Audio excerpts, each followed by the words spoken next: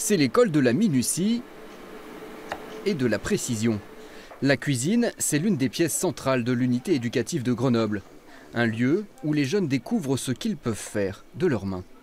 Moi, je leur apprends déjà la base de la cuisine. La base de la cuisine, et par le biais des menus, voilà, on va essayer d'établir un menu de A à Z en essayant à ce qu'ils puissent reproduire ce menu chez eux ou avec leurs copains. Ou voilà. Rien de tel que de faire quelque chose par soi-même et de le présenter à quelqu'un proche de soi. Johan est ici depuis plusieurs mois. À 16 ans, il avait totalement décroché de l'école.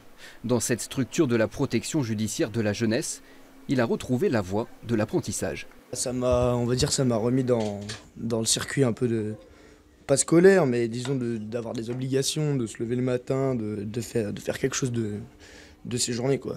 De pouvoir se motiver pour après éventuellement commencer une alternance ou ce genre de choses. L'unité éducative d'activité de jour accueille jusqu'à 24 jeunes. Des ados de 13 à 18 ans en situation de décrochage scolaire ou qui ont commis des actes de délinquance. Ici, ils peuvent revoir les bases des mathématiques et du français, faire du sport ou toucher au métier du bâtiment et de la restauration. Une première étape pour renouer avec une formation avant leur majorité. Et de manière générale, quand ils ont mis un pied dans nos services d'insertion et qu'ils sont sur une espèce de dynamique, ils essaient de continuer au maximum de là où ils sont positionnés. Après, l'accompagnement éducatif qui s'arrête au moment de leurs 18 ans pose un peu problème parce qu'après, ils n'ont plus ce soutien et cet accompagnement qui est nécessaire. Et du coup, c'est vrai qu'un certain nombre baisse les bras parce qu'il n'y a plus ce soutien derrière, quoi. Les adolescents pris en charge par l'unité éducative d'activité de jour de Grenoble restent entre 1 mois et 1 an.